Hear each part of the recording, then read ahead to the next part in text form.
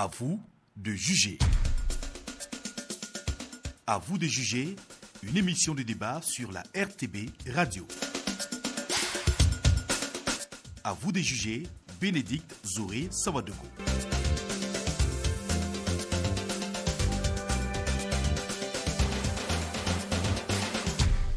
Mesdames et messieurs, bonjour et bienvenue dans votre émission de débat à vous de juger sur la RTB Radio. Votre émission veut s'arrêter sur une actualité qui se passe hors de nos frontières, la crise au Mali et son impact sur les pays de la sous-région. En effet, depuis plusieurs semaines, le Mali est en proie à une crise sociopolitique sans précédent. Des Maliens regroupés au sein du M5-RF, une coalition de l'opposition et de la société civile, avec comme forte personnalité morale l'imam Mahmoud Dicko, sont dans la rue pour exprimer un peu leur mécontentement. Une situation qui paralyse le pays. Les chefs d'État de la CEDEAO ont essayé de trouver des solutions de sortie de crise, mais pour l'instant, le Mali semble ne pas avoir trouvé de solution. Aujourd'hui, donc, nous allons essayer avec les experts sur ce plateau et en ligne depuis Bamako, analyser pour vous les enjeux de cette crise. Et pour en parler, je reçois pour vous Oumarou Paul Kwalaga. Il est fondateur gérant de l'Institut de stratégie et de relations internationales. Bonjour. Bonjour madame. Je reçois également Seka Koulibaly qui est analyste politique. Bonjour. Bonjour. Je reçois Atiana Serge Oulon qui est journaliste au bimensuel L'événement. Bonjour. Bonjour. Et en ligne depuis Bamako, je suis avec Elie Brema Dicko. Lui, il est analyste politique. Bonjour. Bonjour. Première question pour entrer dans le sujet. Quelle lecture faites-vous de la situation au Mali? Je donne d'abord la parole à ceux qui sont sur le plateau avant de vous donner la parole à vous, monsieur Dicko. Je commence par vous, monsieur Kwalaga. Disons que la situation sociopolitique au Mali aujourd'hui, considérée de crise, est à la fois complexe et multidimensionnelle quand on regarde un peu la dynamique et quand on regarde les enjeux et aussi le comportement des acteurs. On peut dire que c'est une crise apparemment qui, dans un premier temps, peut paraître pas très évidente comme crise et à la fois sécuritaire mais politique. Mais disons qu'ici, nous avons affaire à une crise qui présente, dans un premier temps, dans une première analyse, avec du recul, une crise avec des prémices qui ressemblent un peu à des éléments où on a à la fois des prémices d'insurrection. C'est comme ça que je pourrais déjà d'entrée de jeu qualifier, pour la simple raison qu'on voit des acteurs très structurés, on voit une organisation dans un ancrage temporel bien structuré, on voit également aussi un certain nombre d'aspirations évidemment qui ressemblent aux aspirations qu'ont connues un certain nombre d'États, notamment le Burkina Faso et même ailleurs un peu plus loin, si on regarde un peu du côté de l'Afrique du Nord. On voit une polarisation des aspirations, mais en même temps aussi, on regarde dans la stratégie qui est mise en place beaucoup de choses qui sont demandées à la fois et qui complexifient un peu cette crise. Donc, pour moi, les éléments sont là. À la limite, on est en train de rechercher, et se fait actuellement, une révolte. D'accord. Et donc, pour moi, les ingrédients sont réunis pour une insurrection. D'accord. Monsieur Oulon? Je dirais que la situation au Mali, en fait, est la résultante d'un problème de gouvernance. On a eu la situation en 2012 qui était plutôt liée à la situation sécuritaire. Mais là, à écouter les acteurs depuis un bout de temps, c'est la question de la gouvernance qui est posée. Quoique il y a eu le contentieux électoral qui est venu un peu cristalliser la situation et qui a fait qu'on est arrivé à cette situation. Et effectivement, à l'analyse, on se rend compte que c'est un peu ce qui s'est passé au Burkina Faso avec l'insurrection populaire. À la seule différence qu'au Burkina, quand on sortait, on n'avait pas en tête le départ du président. Contrairement au Mali, où sur la plateforme revendicative, en quelque sorte, c'était déjà le départ. Peut-être que vous n'aviez pas ça en tête, mais ceux qui avaient organisé l'affaire avaient ça aussi. Dans tous les cas, ce n'était pas parti officiellement au Burkina Faso. Oui, voilà. Et la preuve en est qu'on a eu des tergiversations au niveau des leaders politiques. Mais ce que je veux dire tout simplement, c'est qu'au niveau du Mali, la situation était déjà claire, c'est de demander le départ du président. Et je suis d'avis qu'on est dans une situation de soulèvement, d'insurrection. Maintenant, ça dure dans le temps, parce que quand c'est comme cela, généralement, on est dans une sorte d'enlisement, parce que là, on a l'intervention de la communauté régionale, et ce qui fait qu'on est dans une situation d'enlisement, comme je l'ai dit, et il serait difficile de prédire, en fait, l'issue de cette situation qui se pose au Mali. D'accord. Merci beaucoup, M. Oulon. M. Koulibaly? Non, comme tout le monde le sait, la situation est assez critique au Mali. Et ce qu'il faut noter de nouveau, au jour où nous parlons, c'est que l'intervention de la CEDEAO, d'abord sous la forme d'une mission d'experts, ensuite les chefs d'État eux-mêmes, n'a fait que complexifier la situation et je dirais même précipiter un peu l'issue qui pourrait être celle d'un désordre important.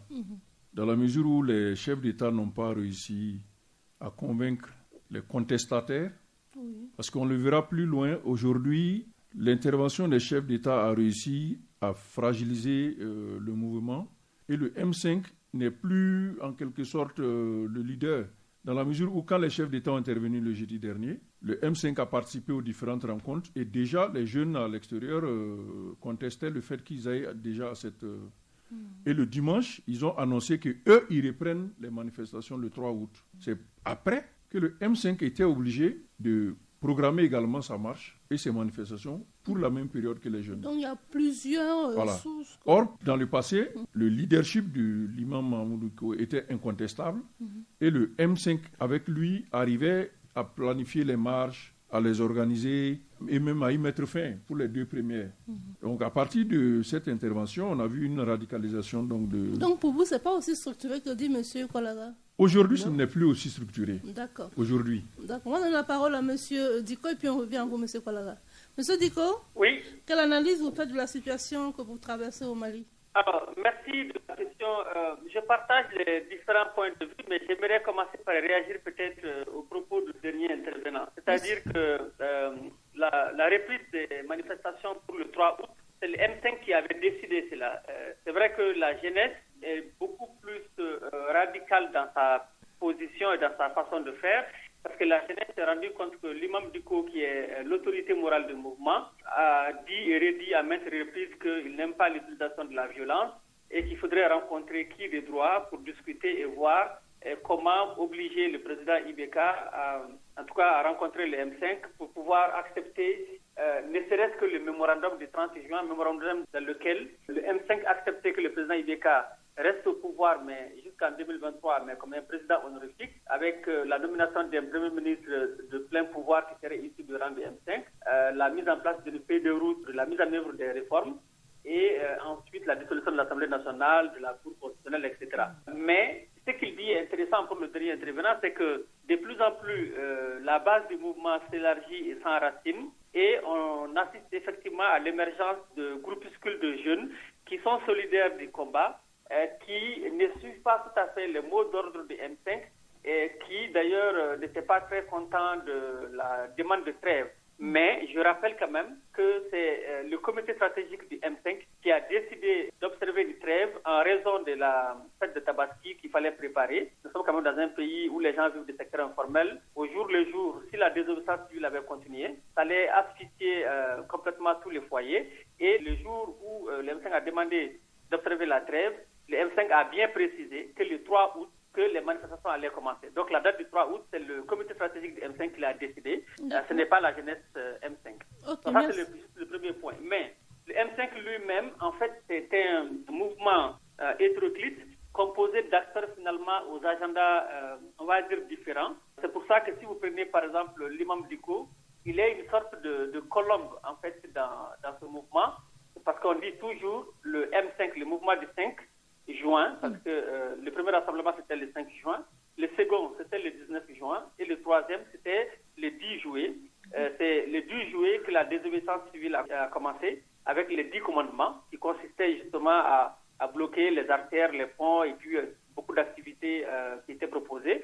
Et c'est ce jour-là que la chaîne de télévision qu'on appelle l'ORTM a été occupée, ensuite saccagée, et l'Assemblée nationale aussi saccagée, etc. Donc, simplement, ce que je voulais dire, c'est que si on en est arrivé là, le premier intervenant l'a dit, c'est-à-dire que le résultat, donc l'arrêt de la Cour constitutionnelle au sujet du second tour des élections législatives, c'est cet arrêt qui a été un peu la goutte d'eau qui a fait déborder le vase.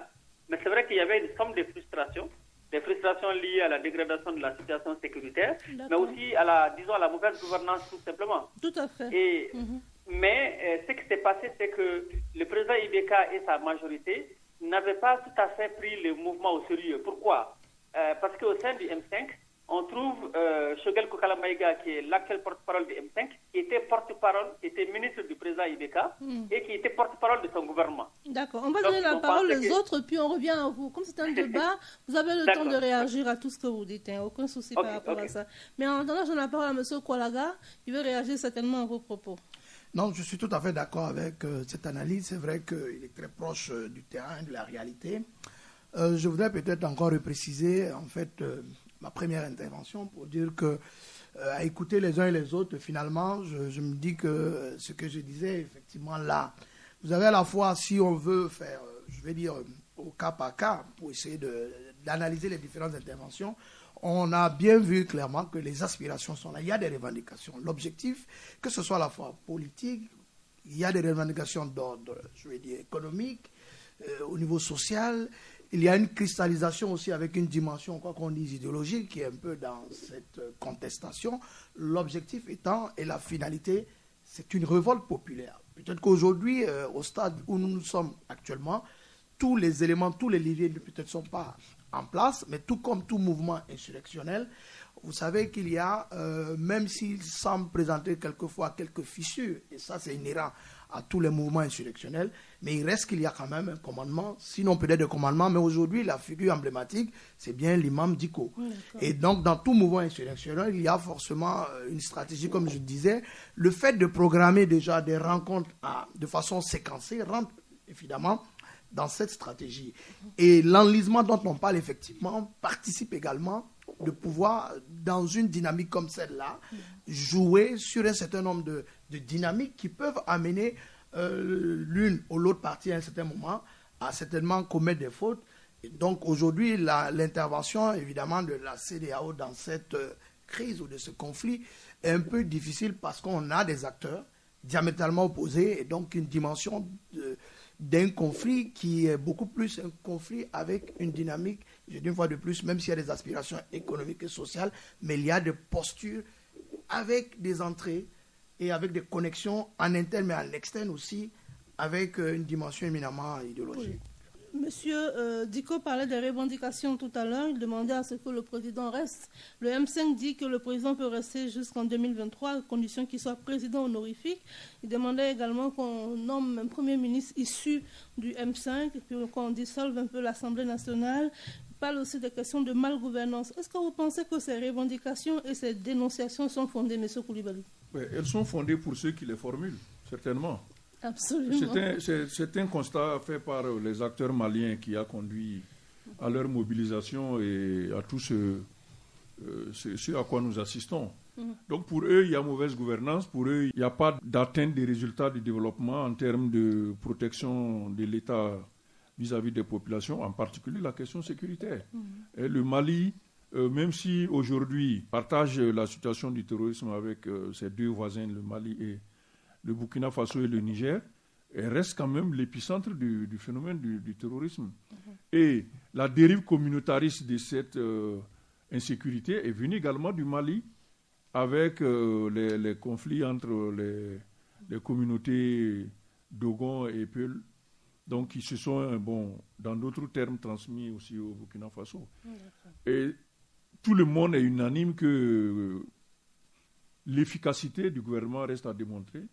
Et c'est à partir de ce constat, même si on sait que l'élément déclencheur du mouvement, c'est le décret de la décision de la Cour constitutionnelle qui donnait donc des résultats des législatives, des résultats où il y a au moins 31 personnes à 40 et qui n'avaient pas été données vainqueurs par le ministère de l'administration territoriale.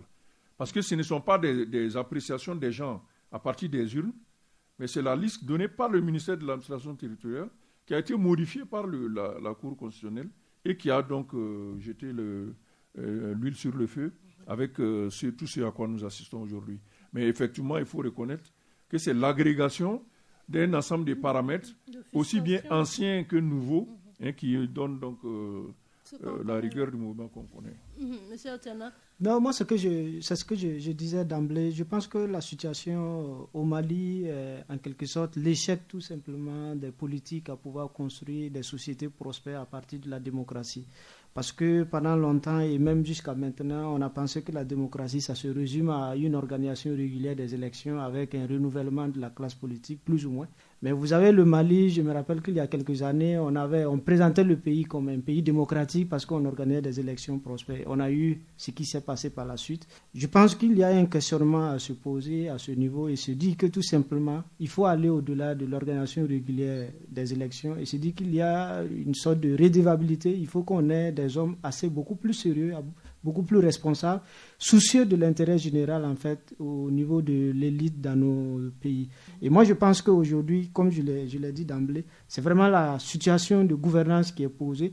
C'est vrai que les gens évoquent l'imam Dicko. Moi je pense qu'au-delà, il faut voir en fait, au-delà de voir le religieux, il faut voir aussi l'homme intègre, l'homme propre, à travers qui en fait beaucoup de Maliens s'identifient.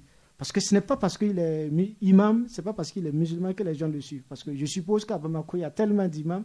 Mais pourquoi lui, il me réussit à mobiliser? Parce que je crois qu'il a pris à son sein, il a pris à son niveau un certain nombre de revendications de la population, un certain nombre de mots qu'il dénonce. Et je pense que c'est comme cela que les gens s'identifient à lui, parce qu'on voit en lui une personne vertueuse, une personne qui intègre un certain nombre de valeurs. Et je pense que ce sont ces éléments-là, en fait, il faut prendre en compte. Monsieur Kolama?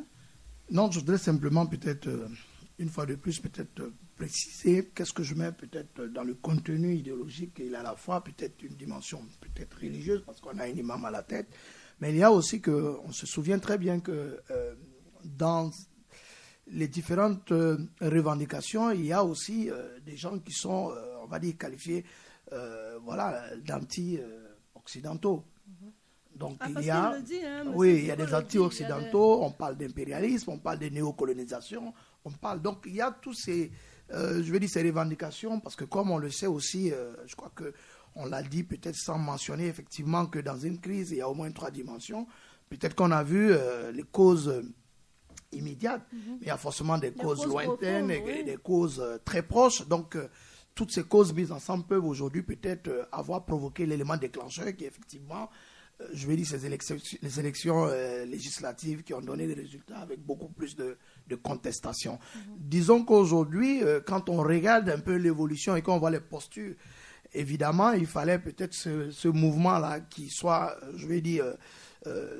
comme il a si bien dit le co-Padeli, j'allais dire, autour de cette table qui mentionne bien qu'on a la chance peut-être d'avoir une personnalité qui peut-être, j'allais pas dire fait consensus, mais qui est quand même doté d'une certaine caution morale. Voilà, caution morale. Mais à côté, il y a aussi, on le sait très bien, peut-être que les choses ne sont pas encore très explicites, des agendas cachés aussi, on l'a dit, avec beaucoup d'autres revendications. Ils ont des soutiens en interne, évidemment, je l'avais dit, peut-être sans trop préciser. Il y a des opérateurs économiques qui sont frustrés, évidemment, de cette gouvernance. Il y a des référents identitaires, culturels, communautaires.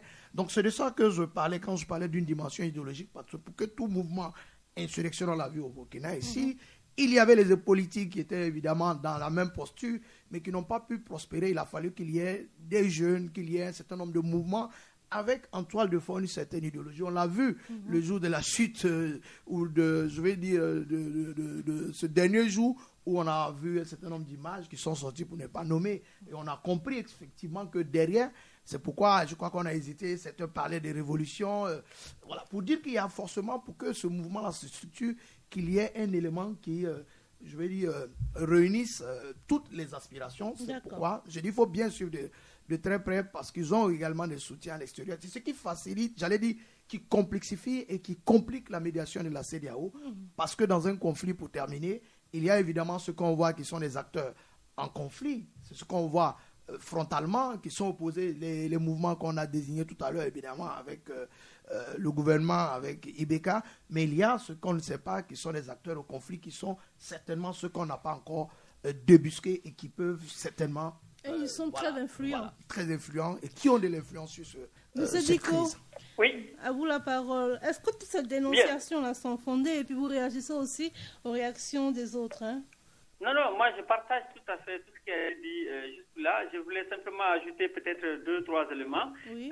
Le premier, c'est que si l'imam Dicko est la figure de proue de ce mouvement, donc le garant moral, l'autorité morale, peu importe l'expression qu'on prend, c'est parce que la classe politique a failli. C'est-à-dire que de 91, date de l'avènement de la démocratie au Mali à maintenant, ce sont les mêmes acteurs qui tournent et qui font le même gouvernement de consensus. Donc il y a une sorte de recyclage des élites et donc tantôt on est opposant, tantôt on est dans la majorité. Par exemple, autour de l'imam, on a deux anciens ministres du président Ibeka. Et donc et les élections législatives sont l'occasion d'alliances invraisemblables entre la majorité et l'opposition. Et finalement, les Maliens ont du mal à se retrouver dans les acteurs politiques. Alors pourquoi l'imam? L'imam, depuis 2009, a commencé à faire des mobilisations parce que quand même c'est un ancien président du Haut Conseil islamique pendant 11 ans. Et ensuite, avant ça, il a été pendant 21 ans secrétaire général de l'association malienne des musulmans. Donc, c'est pour dire qu'il a quand même une certaine expertise dans son domaine. Mais depuis 2009, on l'a vu s'insurger autour des questions de valeurs, des questions sociales. Par exemple, 2009, il a pu remplir un stade du 26 mars, c'était 60 000 personnes, pour dénoncer le nouveau code des personnes et de la famille. Mais récemment, en 2019, d'abord 2013, il a contribué à l'élection du président Ibeka, qui quand même qui a été plébiscité, qui a eu un score de 77%. Et par la suite, maintenant, chaque année, lors de la cérémonie annuelle de présentation des vœux, il dénonçait, que ce soit du temps d'Amadou Toumani Touré ou du temps de Ibeka, les problèmes de gouvernance au niveau de l'école, au niveau de la santé. Donc, il s'est toujours préoccupé des questions sociales. Et donc, pour vous, l'imam est un acteur politique, finalement? Non, il n'est pas acteur politique, c'est-à-dire qu'il a vu que la société civile en tant que telle n'a pas joué ce rôle de dénonciation, parce qu'au Mali, il y a la société civile de l'État et puis il y a la société civile. Donc, du coup, si les hommes politiques ne dénoncent pas les tares de gouvernance, pour lui, il était important de se mobiliser autour de ces questions, notamment des questions liées, par exemple, à l'enseignement de l'homosexualité dans le programme. Donc, récemment, il s'était insurgé contre ça, c'était le 10 février. Et avant ça, en 2019, lorsque les massacres intercommunautaires se sont multipliés au centre de Mali, je rappelle quand même qu'en février 2019, il y a eu un massacre de plus de 157 personnes dans un village qu'on appelle Ogosagou. Et l'imam avait réussi donc à mobiliser des gens à Bamako, c'était le 5 avril 2019, pour demander le départ du Premier ministre qui, selon lui, était incapable d'assurer la sécurité des Maliens. Donc, c'est pour dire qu'aujourd'hui, il n'a pas, chaque fois, c'est vrai qu'il rappelle qu'il est un imam et qu'il ne peut pas demander aux gens d'utiliser de la violence parce que ce n'est pas de son ressort, mais il se dit que c'est important en tant que citoyen, il n'y a pas de citoyenneté religieuse. Chaque fois qu'il y a un problème, ceux qui doivent le faire ne le font pas.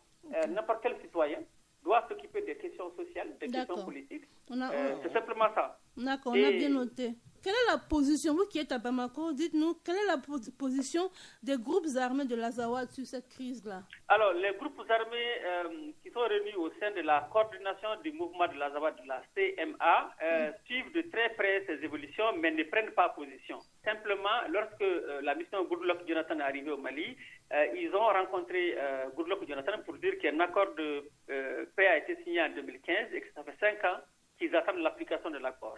Et ensuite, lorsque la mission des chefs d'État est venue, ils ont fait des discussions en fait radiophoniques et télé pour rappeler que la mise en œuvre de l'accord pour la paix permet au moins de stabiliser les régions du Nord et qu'il faut profiter de cette crise pour prendre en charge toutes les questions. Okay. Mais ils ne prennent pas position ni pour le M5 ni pour le gouvernement. D'accord. Monsieur Koulibaly, comment vous réagissez à ça, au fait que les groupes armés ne prennent pas position, juste ils sont à la limite inactifs, quoi? Les groupes de l'Azawad collaborent avec les institutions maliennes afin d'aboutir à l'autonomie de leur région. Il y a d'autres qui ne veulent même pas discuter avec les institutions et qui prennent les armes contre les forces armées, etc., et notamment le GSIM, groupe de soutien à l'islam et aux musulmans, qui est un groupe terroriste. C'est tout à fait différent. Quand les deux se rencontrent, ils échangent des coups de feu. Donc, ceux de l'Azawad, comme on le dit, ils prennent part aux différents processus. Ils ont des députés, ils ont des collectivités qu'ils administrent aussi. Donc, eux, je pense qu'ils sont dans une position d'expectative parce qu'ils ne peuvent pas officiellement... c'est-à-dire prendre position avec ce mouvement, parce qu'on va vite faire l'amalgame entre ce qui a déjà eu lieu comme rébellion et surtout islamisme.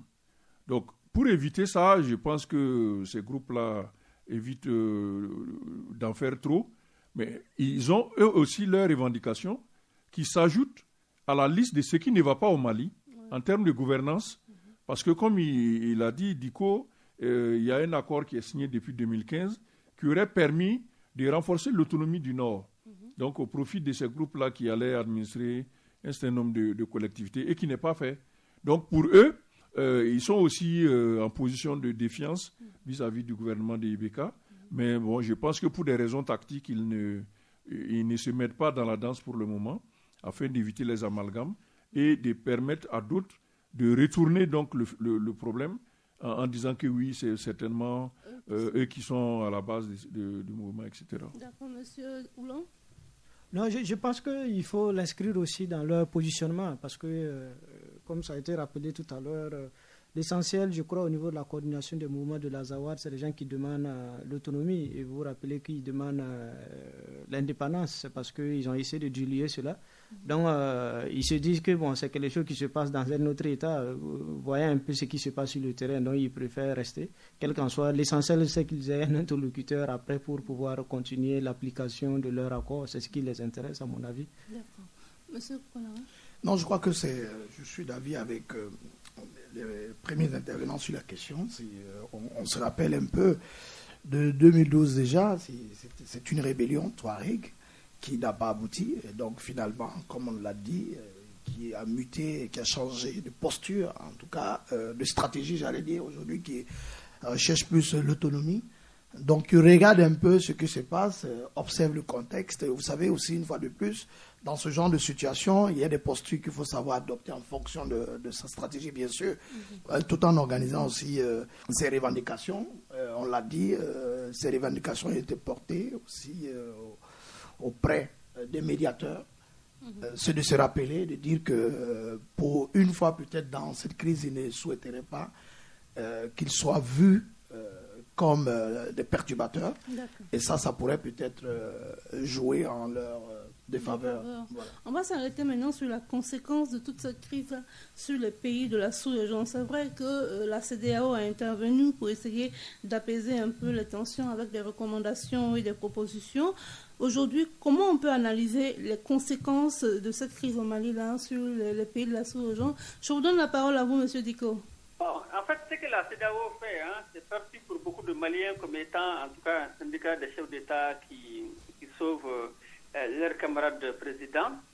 Parce que si on s'en tient au protocole leur protocole de gouvernance, etc., qu'il faut respecter, la question de la corruption au Mali, la surfacturation des d'achat des matériels militaires, il y a tellement de dossiers qui attestent qu'il y a eu la mauvaise gouvernance au Mali, mais la CEDEAO n'est pas intervenue, ce que beaucoup de Maliens ne comprennent pas. Mais quoi qu'il en soit, la mobilisation de la CEDEAO est perçue comme étant un peu ce que l'adage dit. Lorsque la barbe de votre voisin prend feu, vous avez intérêt à mouiller la vôtre. Parce qu'en Guinée, on voit déjà des remous, avec même mort d'homme. En Côte d'Ivoire, on ne sait pas ce qui va se passer. Au Burkina, vous avez une élection bientôt. Donc si le Mali n'est pas stabilisé et que par malheur, les terroristes qui sont à 1 heure de Bamako venaient à frapper, à faire d'autres attaques, au Mali, nous ne contrôlons qu'un quart de notre territoire maintenant. Et donc, si le Mali sombrait, les violences intercommunautaires du centre vont se cristalliser et déborder sur le Burkina. Bon, ça a déjà commencé. Et donc, le Mali ayant cette frontière, aucun des pays voisins du Mali ne sera en paix. Donc, autant se mobiliser rapidement pour juguler notre crise, pour que les autres aussi puissent, tant soit peu, s'en sortir. Donc, c'est comme ça, en tout cas, qu'on perçoit ça ici. D'accord. Monsieur Koalaga. Alors, déjà, je voudrais intervenir sur la médiation de la CEDEAO, parce que j'ai souvent l'impression que peut-être on attribue peut-être à la CEDEAO, je veux dire, des missions ou des fonctions qui ne sont pas forcément les leurs. Vous savez, les questions de gouvernance interne, c'est vrai que c'est une organisation internationale.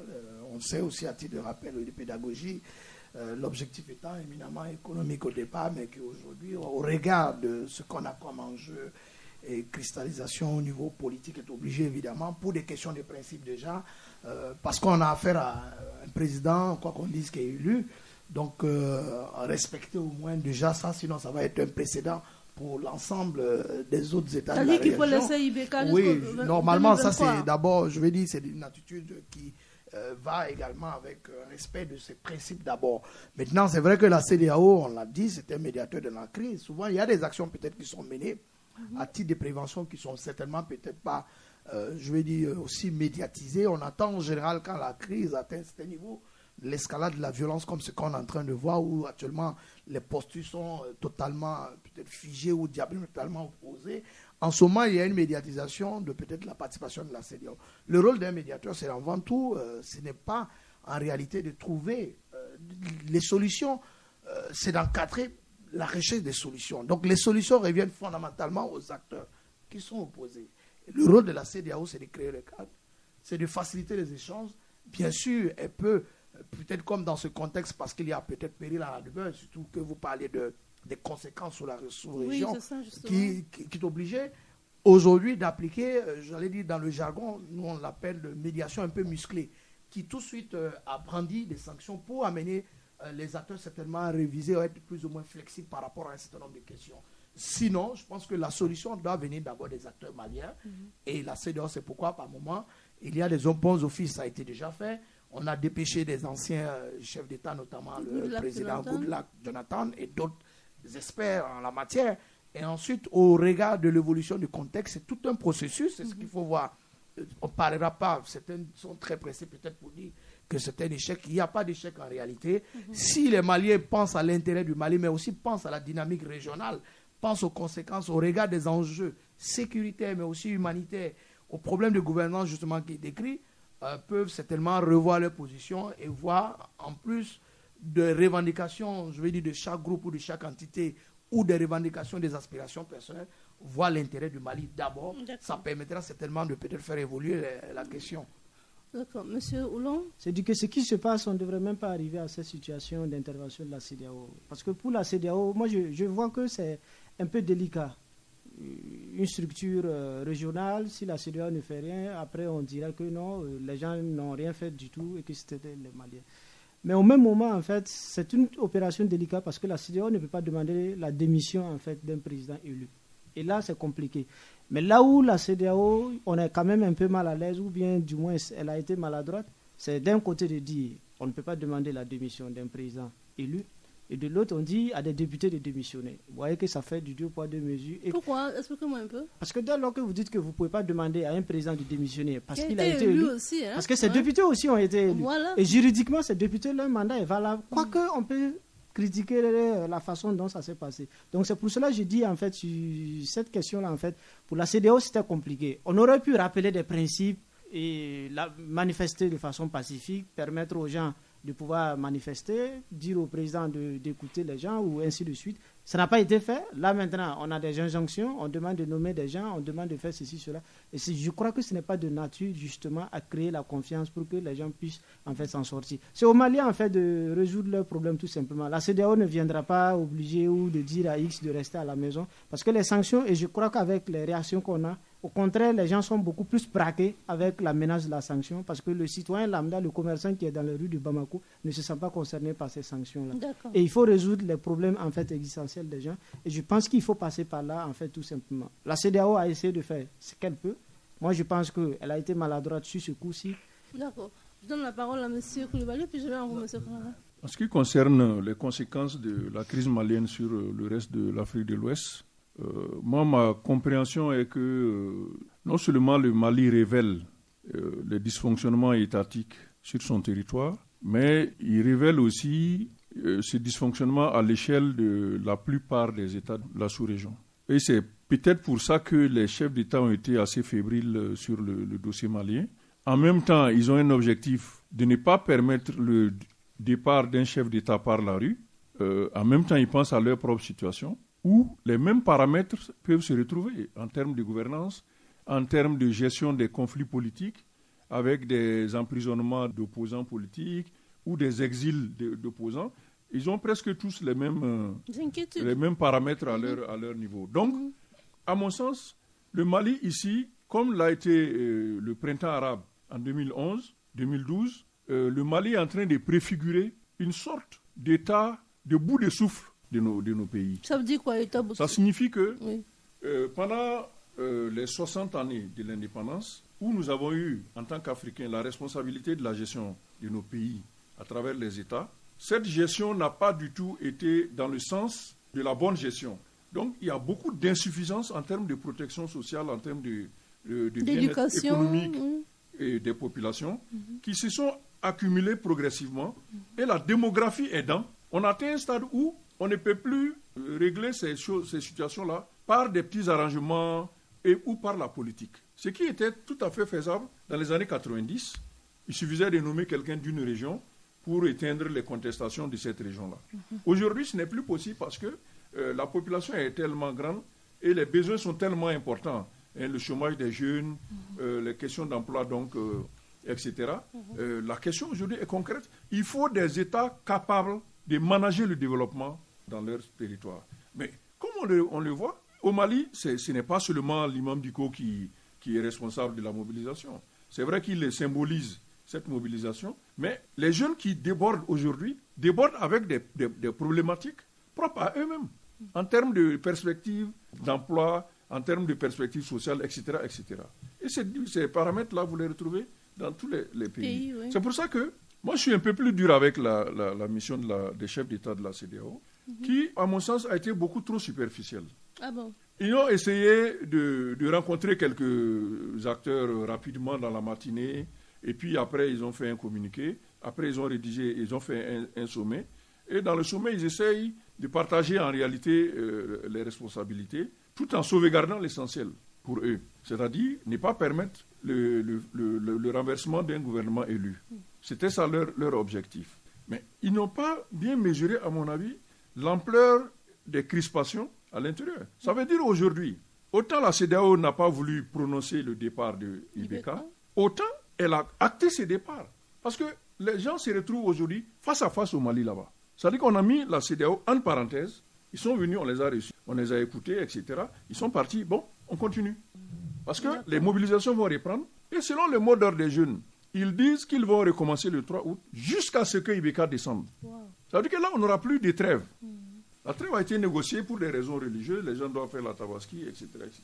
Mais si ça recommence, il n'y aura plus. Du coup, je pense que la CEDEAO n'a pas résolu la crise. Et contrairement à... Elle a pourtant pour mission, parce que l'objectif de la CEDEAO, c'est l'intégration économique. Mais le préalable de l'intégration économique, c'est la paix et la sécurité. D'accord. C'est bien écrit dans les documents. D'accord, merci. Et la CEDEAO, je termine, la CEDEAO a voulu bien jouer ce rôle-là dans le passé. Le même Mali dont on parle en 2012, qu'est-ce que la CEDEAO a fait? Elle a décrété un embargo sur le Mali pour que Aya Sanogo remette le pouvoir. Ah, mais là, on est dans un peu... Elle a fait cela. Un coup d'État, non? Il y a eu aussi la situation en Gambie où la CEDEAO a intervenu militairement avec le contingent sénégalais pour pouvoir faire partie Yahya Jammeh du pouvoir. Donc, je pense que ici, ils ont été assez superficiels sur le dossier. Pour vous, ils auraient dû être très durs, faire partie Ibeka? Non, pas faire partie Ibeka, mais les propositions, par exemple, quand ils sont arrivés, il y avait déjà sur la table les propositions du M5 qui étaient déjà là. Apparemment, ça n'a pas été pris en considération. Peut-être que ça aurait permis... C'était le départ de Ibeka. Peut-être que... Oui, c'est après qu'ils ont habillé. C'est après qu'ils ont habillé... Non, le MC lui-même a fait une déclaration où il dit Ibeka reste, mais ils nomment un premier ministre qui vient de... Oui, mais ils ont dit qu'Ibeka reste en tant que président honorifique. Mais je donne la parole à M. Kwalaga et puis je reviens à vous après. Ce que je voulais dire, c'est peut-être qu'on revienne un peu, je vais dire, aux fondamentaux de la mission du mandat. Je vais dire d'abord la médiation de façon plus globale et puis ensuite le rôle de la CEDEAO. Oui. Vous savez, une médiation, c'est d'abord c'est une négociation qui est engagée pour trouver des solutions à une crise donnée. Donc c'est un processus. Donc vous avez vu au regard, j'avais parlé tantôt de médiation musclée. L'objectif d'une médiation, ce n'est pas de prendre forcément parti pour, je vais dire, une partie ou une autre. Donc on observe une posture de neutralité. On essaie d'écouter les différentes parties. Et donc, je pense que ce qui est sorti de cette deuxième médiation, j'allais dire au niveau des chefs d'État à un certain niveau, c'est après avoir certainement écouté l'ensemble, je vais dire, des parties, des revendications. Et à un moment donné, quand on fait, je vais dire, l'inventaire de toutes ces revendications, des frustrations justement, des uns et des autres, on en arrive forcément à utiliser un certain nombre d'outils.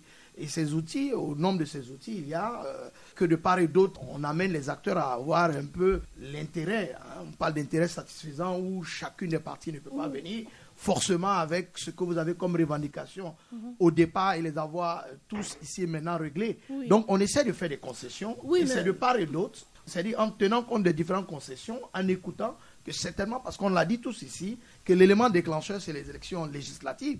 Et donc demander aujourd'hui, par exemple, à ce que ces députés élus démissionnent, fait partie certainement d'une mesure pour pouvoir permettre que le processus puisse avancer. Mais ça pose un petit peu problème. Parce que pour les Maliens, Ibeka aussi aujourd'hui n'a plus la légitimité pour gouverner. Oui, mais ce que je suis en train de vous dire, un médiateur n'a pas dans sa mission à tenir compte, je vais dire, forcément parce qu'il a affaire, je l'ai dit, à des protagonistes. Si on doit écouter l'ensemble des populations, c'est sûr qu'on va pencher soit d'un côté ou d'un autre. Le médiateur doit être neutre et n'a pas d'état d'âme par rapport à un certain nombre de situations à partir d'un certain nombre d'outils. Donc les sanctions ici, c'est une première étape d'un processus. Oui, et vous allez voir que ces sanctions vont être au fur et à mesure, si les postures ne changent pas, vont être beaucoup plus robustes et vont amener certainement peut-être certains à revoir leur posture. Mon souci actuellement, c'est de savoir véritablement l'impact de toute cette crise-là sur les autres pays de la sous-région. Monsieur Koulibaly en parlait, ou l'on aussi. Monsieur Diko parle de la question du terrorisme aujourd'hui qui risque de prendre un grand pas.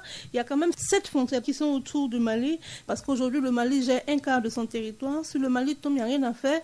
Les autres pays vont en prendre un coup. Comment vous percevez ça avant que je donne la parole à M. Non, absolument. Diko. Vous savez qu'aujourd'hui, par rapport à la question du terrorisme, vous savez qu'il y a beaucoup d'initiatives au niveau régional. Quand on prend l'exemple, par exemple, d'aujourd'hui, du G5, le Mali fait partie des États qui sont partie prenante dans cette... je vais dire lutte contre le terrorisme à l'intérieur du G5. À côté, on a le Liptako Gourma, avec encore une fois de plus le Mali, le Niger et le Burkina, qui font aussi, aujourd'hui, comme on va dire, dans cette lutte-là, je vais dire un peu les maillons les plus faibles dans cette lutte-là. Donc vous imaginez évidemment, ne serait-ce que sur le point de la lutte contre le terrorisme, aujourd'hui le Mali déstabilisé, ça veut dire que déjà cette initiative de la lutte contre le terrorisme au niveau régional va prendre forcément un coup. Et ça, vous ne pouvez pas imaginer les conséquences. À côté, très rapidement, une dimension humanitaire. Vous savez, autant le Burkina aujourd'hui est dans une situation de crise sécuritaire qui a débouché sur une crise humanitaire, le Mali en vit autant. Donc vous imaginez un peu une crise de réfugiés, une crise humanitaire avec des déplacés internes. Dans ce contexte, c'est pourquoi je parlais de savoir raison garder et certainement de faire preuve de beaucoup de retenue sur ce nombre de questions parce que les conséquences sont très énormes pour l'ensemble des pays de la région. D'accord. Merci beaucoup, Monsieur Kwalanga. Monsieur Diko, lentement mais sûrement, nous acheminons vers la fin de l'émission. Quelle est la suite qu'on peut attendre de cette crise-là, Monsieur Diko? Je donne d'abord à vous la parole avant de revenir sur le plateau. Merci bien. Alors, la CEDEAO a demandé la démission des 31 députés. Au moins une dizaine de députés se sont prononcés. Ils ont dit qu'ils ne vont pas démissionner et que la CEDEAO doit les respecter. Donc, ça veut dire qu'on tend vers une sorte de bras de fer à ce niveau-là. Bon. Ensuite, le M5 tient à ce qu'il y ait une enquête indépendante pour situer les responsabilités, notamment dans l'usage des armes létales les 10, 11 et 12 juillet, parce qu'il y a quand même 15 personnes qui ont été tuées et plus de 121 blessés. Donc, tant qu'il n'y aura pas cette enquête, je pense que les deux groupes ne vont pas se parler. Troisième chose, le M5 a fait une réunion de son comité stratégique et ils ont demandé le départ du Premier ministre, qui vient de former donc un gouvernement restreint de recommandation donc de la CEDEAO. Donc c'est pour dire que le 3 août, même si l'imam Diko et le M5 demandaient à ce que la trêve continue, les jeunes vont se mobiliser, ils vont commencer la désobéissance civile jusqu'à ce qu'au moins justice soit rendue ou en tout cas qu'il y ait une enquête indépendante pour situer les responsabilités. Les députés ne vont pas démissionner, donc il ne reste qu'au président Ibeka la dissolution de l'Assemblée nationale en vertu de l'article 42 de la Constitution. En attendant, en tout cas, on tend vers l'inconnu. Pour nous, un rouleau compresseur est lancé. Ce qui peut l'arrêter, c'est juste des actions fortes de la part du président de la République. Il va rester au pouvoir jusqu'en 2023, à condition que aussi il accepte de faire partir son Premier ministre, qu'il éventuellement, au-delà des 31 députés, qu'il applique l'article 42, et après qu'il accepte la nomination d'un Premier ministre de consensus, et c'est là où on pourra mettre en place un gouvernement de consensus avec une feuille de route des réformes. Quand vous parlez par exemple des jeunes, est-ce que vous pensez qu'il y a des leaders politiques qui manipulent ces jeunes-là? Bon, je pense que oui. Vous savez que dans le M5, comme c'est un mouvement hétéroclite, vous avez des radicaux. Il y a par exemple Espoir Mali 3, qui dès le 14 mai même avait demandé la démission du président Ibeka et de son régime. Il y a aussi Oumar Mariko, qui est un ancien député, qui est président d'un parti politique, qui est un peu de la gauche radicale. Et puis, il y a d'autres acteurs de la société civile aussi qui ont toujours les mêmes positions. D'ailleurs, quand le mémorandum de 30 juin a été adopté par le M5, Espoir Malikoura avait refusé de signer le mémorandum en disant que ça n'allait pas aboutir et qu'il fallait garder le même mot d'ordre, donc le départ du président. Donc c'est pour dire que même si l'imam refuse qu'il y ait de la violence, il n'a pas le monopole en réalité, comme quelqu'un l'avait dit. Les jeunes pensent qu'il faut mettre la pression, qu'il n'y a que la rue qui peut faire entendre raison au président Ibeka. D'accord. Je vais faire un tour de table ici, vous aurez le mot de la fin. Monsieur Oulon, quelle est la suite à donner à votre avis à cette crise-là? Non, c'est ça, je dis, après la fête, après la trêve, on aura la suite, sinon c'est difficile de prédire en fait ce qui va se passer. Mais qu'est-ce que vous souhaitez pour le Mali? Ce qui va se passer. Non, que les Maliens en fait se retrouvent et qu'ils essaient de trouver la solution et que la solution passe par eux-mêmes. Personne ne viendra les sortir en fait de ce bourbier-là. Et c'est évident au regard un peu de ce qui est en train de se réorganiser. Comme je l'ai dit, on est vraiment dans une sorte d'enlisement et on va jouer avec le temps. Voilà, ceux qui vont prendre le dessus peut-être prendront le dessus et peut-être que la situation va se décanter par la suite. Et de plus en plus, apparemment, il y a des interventions étrangères qui ne facilitent pas aussi la tâche. J'ai vu une information comme quoi l'Algérie a fourni du matériel de maintien d'ordre et ça fait un peu débat là-bas. Du matériel militaire, vous voulez me dire? Du matériel de maintien d'ordre, de ce que j'ai lu comme information. De police, quoi. Voilà, de police. Mais ça fait de l'ingérence et vous voyez que ce n'est pas toujours évident pour que les différents acteurs puissent... Dans tous les cas, votre invité qui est au bout du fil pourra confirmer ou infirmer l'information. Donc ce n'est pas de nature à créer la sérénité. Juste pour revenir un peu à la question que vous avez posée, je ne reviendrai pas sur les conséquences de la sous-région parce qu'il n'y a pas de débat là-dessus. Ça crée une situation, un nid d'instabilité et ça peut jouer.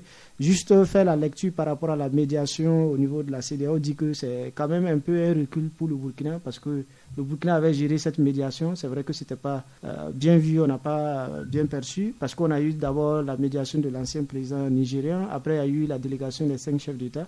Le Burkina ne faisait pas partie. Je pense qu'au niveau de la diplomatie, à mon avis, si ce n'est pas un échec, c'était un recul parce que avec ce qu'on a déjà le dossier qui est connu, avec les faits qui sont passés ici, je pense que quand même, on ne peut pas être ignoré ou bien mis sur le banc dans tous les cas. Mais bon, ça c'est un élément ici, peut-être que nos techniciens, nos diplomates pourraient apprécier, expliquer comment se fait-il que dans cette situation, on puisse être mis sur le banc de touche entre guillemets par rapport à un pays comme la Côte d'Ivoire où malgré le problème, malgré le fait qu'on avait un seul individu au sommet de l'État parce qu'ils n'ont ni premier ministre, ni vice-président, ni président de l'Assemblée, ni président du Sénat. Mais le président, quand même, Ouattara a pu faire le voyage pour essayer de faire cette médiation-là. C'est juste cette parenthèse au cours de ce débat. Est-ce que vous pensez que par amour, le président Ibeka pourrait démissionner? Moi, je pense sincèrement que quand on voit la situation de cette façon, on devrait quand même prendre la mesure de la situation. Et parce qu'il y a des situations, quand vous démissionnez, vous rentrez dans l'histoire. D'accord. Et moi, je pense qu'il faut qu'on prenne la mesure de la situation. Je dis que ça ne sert pas de créer cette situation de pourriture, de faire de telle sorte que les gens se braquent inutilement, alors qu'on peut... En toute humilité, en auteur d'homme d'État, qu'on puisse trouver la solution, qu'on puisse passer. Parce que ce n'est ni la CEDEAO, ni l'UEMOA, ni l'ONU ou l'Union africaine qui va venir régler ce problème-là. En tout cas, j'en suis persuadé. Merci beaucoup. Seuls les Maliens pourront régler ce problème. Merci, monsieur Atiana Sejoulon. Je rappelle que vous êtes journaliste au bimensuel l'événement. Monsieur Kolaga? Écoutez, déjà, peut-être une question est restée pendante par rapport à la médiation de la CEDEAO. Effectivement, quand on regarde, on peut se poser des questions pourquoi le Burkina, par exemple, n'a pas été... Je veux dire, même si on a participé à la rencontre, associé. Vous savez, dans des médiations, il y a un casting qui est fait en général en fonction des contextes, en fonction de la connaissance et de la proximité avec un certain nombre d'acteurs. Il y a beaucoup de paramètres qui rentrent en ligne de compte, mais aussi d'une certaine influence, aussi des poids peuvent jouer, que ce soit au niveau économique et politique, aussi tous ces éléments sont mis en compte. Ceci peut expliquer pourquoi, peut-être pour cette crise, et aussi, comme je l'ai dit, en fonction de la complexité de la crise et de la situation dans laquelle on vit, ça peut expliquer, c'est peut-être pas forcément parce qu'il y a un recul, mais peut-être que cette situation n'augure pas, parce qu'on sait très bien que dans le cadre des initiatives avec le G5 Sahel et avec le Liptako Gourmand, il y a une certaine proximité entre le président Ibeka et le président Kaboré, ce qui pourrait certainement, pour certains acteurs, imaginer que cet acteur-là pourrait ne pas forcément être dans une certaine neutralité. Oui, mais quelle est la suite qu'on peut donner rapidement? Alors, la suite qu'on peut donner, je peux imaginer que je suis en train de voir les scénarios.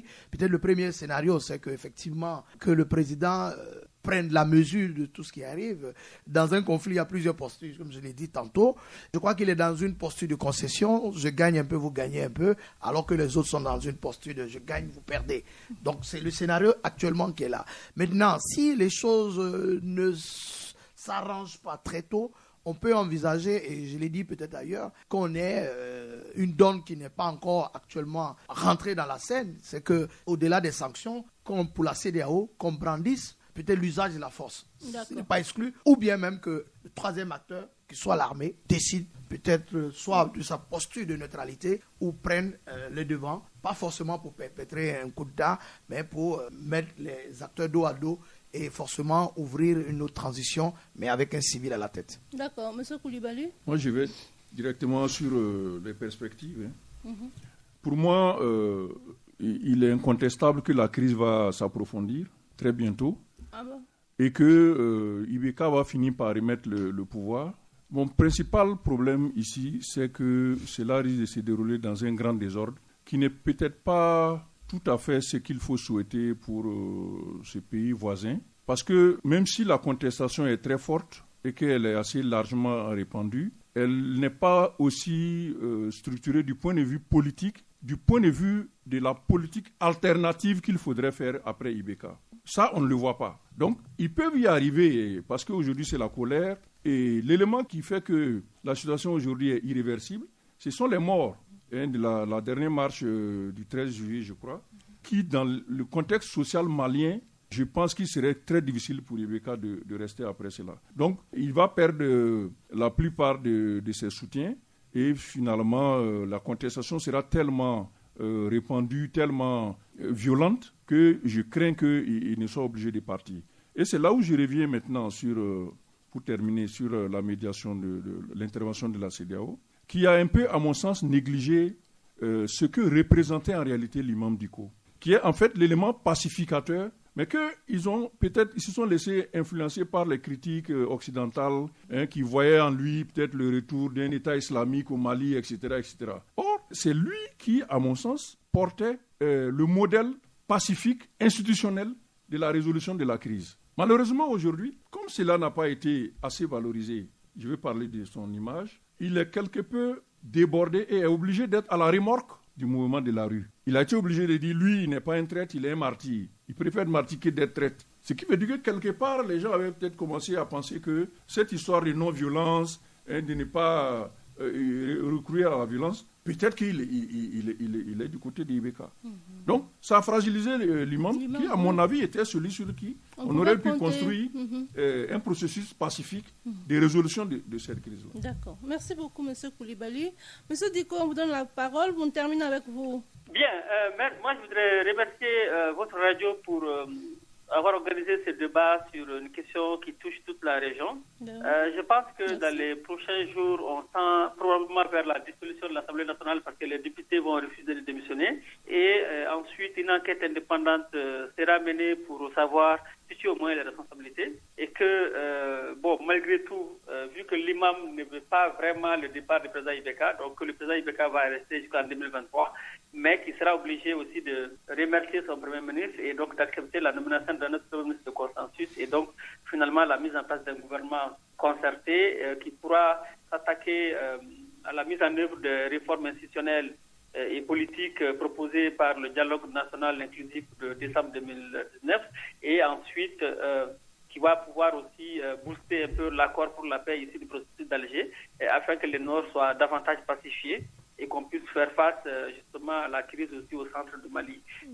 Mais ce mouvement au moins aura le mérite de faire en sorte que nous ayons une cour constitutionnelle qui désormais fera attention aux arrêts qu'elle va signer.